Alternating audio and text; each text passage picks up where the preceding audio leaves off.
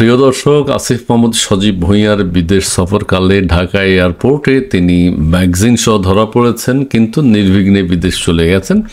অন্য সাধারণ মানুষ যদি এই কাণ্ডটা করতেন, তার 20 বছরের জেল হতো, কেউ কেউ বলছেন তাকে রিমান্ডে নেওয়া হতো, গ্রেফতার করা হতো, জিজ্ঞাসাবাদ করা হতো, তারপর তার পানিশমেন্ট হতো।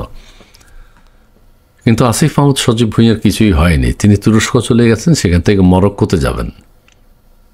এখন তিনি কি মন্তব্য করছেন? তিনি মন্তব্য করছেন, মিসাইল সাথে রাখলেও আমি আপনি নিরাপদ নই। আসিফ মাহমুদ সজীব ভুঁইয়া, মিসাইল রাখতে হবে কেন? আবার কেউ কেউ বলছেন যে না, মিসাইল রাখলেও যদি নিরাপদ না হন, তাহলে B-2 স্টেলথ বোমারু বিমান রাখতে হবে, যেটি মার্কিন যুক্তরাষ্ট্র থেকে নিতে হবে নিজের নিরাপত্তার জন্য।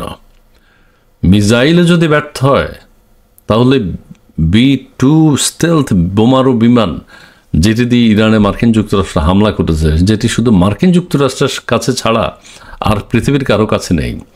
কাজেই নিজের নিরাপত্তার জন্য আসিফ মাহমুদ সজীব ভুঁইয়া এখন ডোনাল্ড ট্রাম্পের সাথে যোগাযোগ করতে পারেন। ঢাকার হজরত শাহজালাল আন্তর্জাতিক বিমানবন্দরে চেকিংয়ের ভিডিও ফেসবুকে ছড়িয়ে পড়ার পর তিনি উদ্বেগ জানিয়েছেন স্থানীয় সরকার উপদেষ্টা।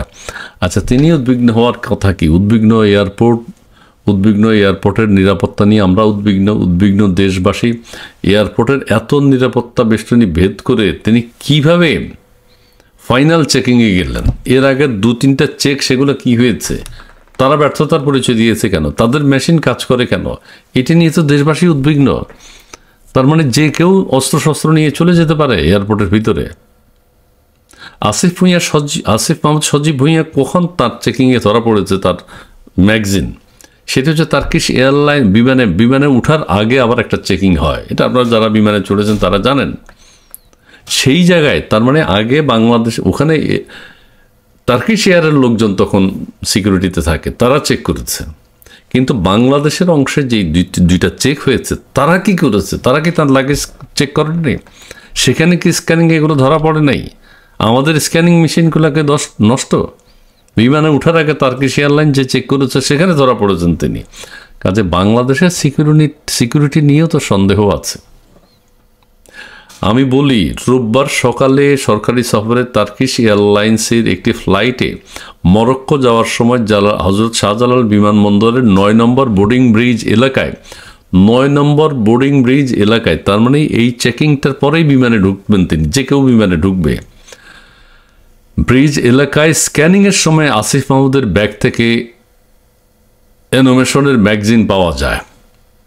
ভয়ঙ্কর। উপদেষ্টার দাবি, তার বৈধ অস্ত্রের একটি ম্যাগাজিন ভুলক্রমে ব্যাগে থেকে গিয়েছিল। এই ঘটনার একটি সিসিটিভি ফুটেজ ফেসবুকে ভাইরাল হয়েছে। এখন ঘটা হচ্ছে, আবারও বুঝতে চেষ্টা করেন, আমরা যখন বিমানবন্দরে ঢুকি তখন একটা চেক হয়, ঠিক আছে?